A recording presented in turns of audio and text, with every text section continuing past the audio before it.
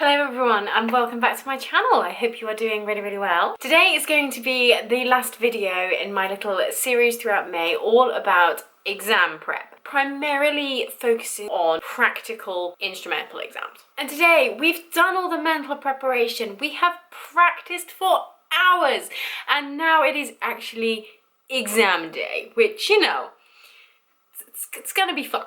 If you are new to my channel, then my name is Heather and I'm a professional freelance viola player living and working in the UK, and I make videos just all about musician life and freelance life and general music stuff. So if that sounds like your kind of thing, then please do hit that little subscribe button. It would be so good to have you. Now, up until this point, I've been able to quite neatly go, here are the top 5 things that I would do, blah blah blah blah blah. But today is a little bit more of a take what is useful to you and leave what is not, because everybody approaches big events in their life or exams or situations of high pressure very differently, and this is my advice on how to do it. Check out some other videos on YouTube as well. There are so many, but please don't ever feel like you must do what somebody else suggests. And I know that's a little bit of a strange thing to say at the start of a video where I'm giving you advice, and I hope it is useful, and I believe it will be, but do take everything with a little bit of a, this is how they operate, it may not be how I do,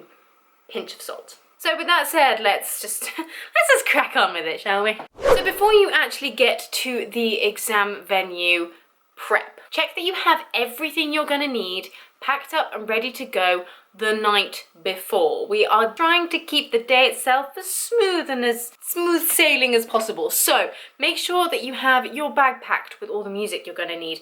Make sure that your instrument is in its case and you've got all the bits and bobs that you might need to go with that. Obviously, if you're a piano player, don't try and pack your piano, because that could, I don't know, I don't know how big your car is. The morning of, I know everyone says this, and it was the thing I've probably always found the hardest to do on exam day, but eat something. Now, lots of people will be like, make sure you eat a good hearty breakfast full of low GI foods, and people suggest things like porridge, and full disclosure, I don't like porridge, I never have, so yeah, it was never gonna work for me.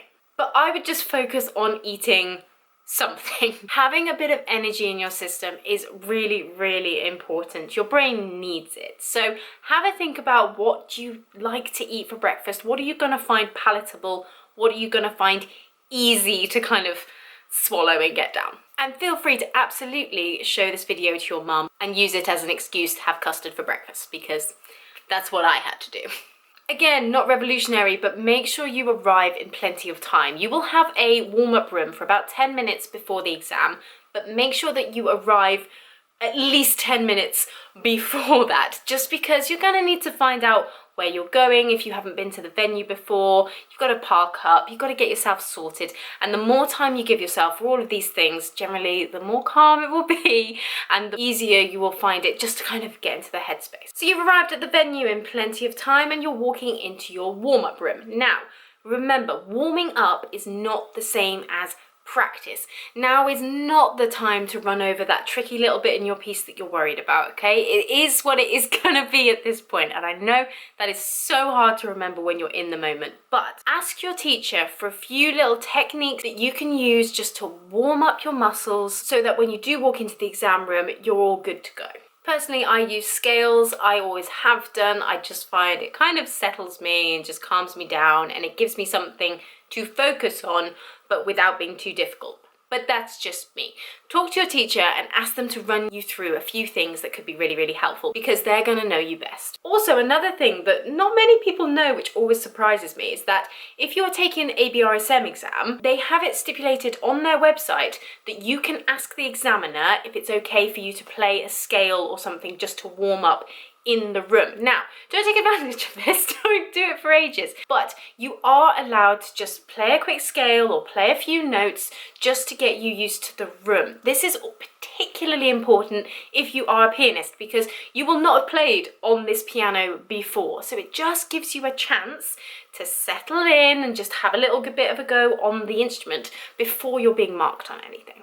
Now, this is probably my most important thing, and it's something that I have been getting increasingly more sort of interested in and passionate about over the last sort of year and a half or so. But it's the fact that anxiety isn't always bad.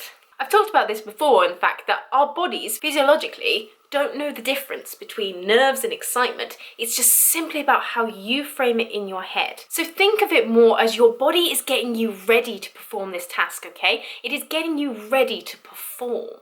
If you walk into that exam room completely chilled and not caring at all, the likelihood is that you're actually not going to give your best performance on the day. So remember that all those feelings of kind of the adrenaline pumping, maybe your heart rate's going a little bit, that is your body actually getting you in the best possible state for your exam. It's not always a bad thing. Sometimes we can focus so much on getting rid of the anxiety or the nerves that we actually forget how useful they can be. Now, obviously, sometimes the physical sensations can get quite distracting, especially if they come out in a bit of shaking and stuff like that. So that's where things like the breathing exercises and all of that kind of stuff can really, really help you. Just take a few deep breaths, center yourself, remind yourself of all the work you've done, and you'll be fine.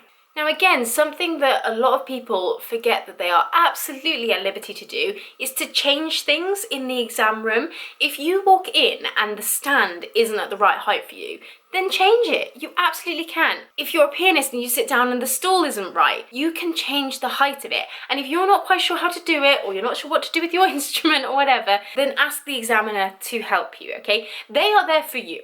Okay, it's your exam. So if you need a bit of help with getting the room set up however you feel most comfortable, then ask them to help you, okay? They will not mind, I promise. And it may even just kind of put you at ease a little bit because it'll break the ice. I always remember my teachers telling me to just enjoy the exam and me being like, yeah, right. But it really can be true, okay? You've done all of this work, and also the examiner wants you to do well. I always remember that being one of the most useful bits of advice I ever got given, was that they want to give you a good mark. Nobody wants to fail people. It's no fun for anyone. And knowing that about your examiner just makes them a little bit more human. Also, when you walk into the room, smile and say hello. I know it can be tricky when you're feeling under pressure, but they are a human being, okay? And just say hello. Just maybe ask them how they are. I'm sure they haven't been asked that all day. Like I said earlier, it'll just break the ice a little bit, and it'll just put you and them at ease and just make the whole atmosphere of the room a little bit nicer. It's also just nice and polite, and to be honest, having good manners will always get somebody on your side, and in this particular instance, having the examiner on your side, definitely a win. And then what should you be doing afterwards? For me, one of the most important things is to not rehash the exam too much. We've all come out of an exam and there's been that person who's gone, what did you write for question number 5? Because I wrote this and I'm not quite sure, and then you realise you wrote something completely different and then everybody's freaking out, okay? Don't do it. It's not helpful. Something that can be quite helpful is giving your teacher a quick call, maybe not immediately afterwards, you know, get back to the warm-up room, pack down, leave the exam building, and then just give them a call, because they'll either be able to reassure you if there are any bits you're worried about, or celebrate with you if you feel like it went really, really well. And it can just be a really good way of debriefing, but in a more healthy way. And make sure you reward yourself after the exam. Maybe go to a cafe and get a nice drink, or maybe a trip to the cinema, or just something fun. Reward yourself, because it'll also help to have something to look forward to after your exam. But what I did growing up was that I was obsessed with, I still am, to be perfectly honest, anything kind of soft and fluffy and squishy. So my present after a music exam was to go out and choose a new Beanie Baby. And I had quite the collection. But that was something that I was, extremely lucky that my mum always took me to do after an exam, because it was a reward for all the hard work that I'd done. And it was also just really, really exciting. And like I said, it just gave me something to look forward to and to focus on, other than the super scary exam I had that day, because more importantly, I was picking out a new Beanie Baby that day. And that's it. Simple things that you can do on the exam day just to make it a more enjoyable experience. But like everyone says, and how I'm sure your teacher will say, and you're sick of hearing it, but do your best. You've done everything you can at this point, for better, for worse, and you'll learn that on the day, but just focus on the fact that it will be over so quickly. Honestly, you'll walk in and snap your fingers and then you're out again. It'll be over so much faster than you think. Good luck from me. And if there is anything relating to exams that you would like to know or you'd like more information about, please just let me know. Either message me on Instagram, drop me an email, comment on this video, and I will be more than happy to chat to you and either give you a bit more advice or just talk things through. Please never hesitate to do that. I would love to hear from you. If you have enjoyed this video, please do give it a like. It really, really helps me out, and subscribe to my channel, and I will see you guys in the next one. Bye bye.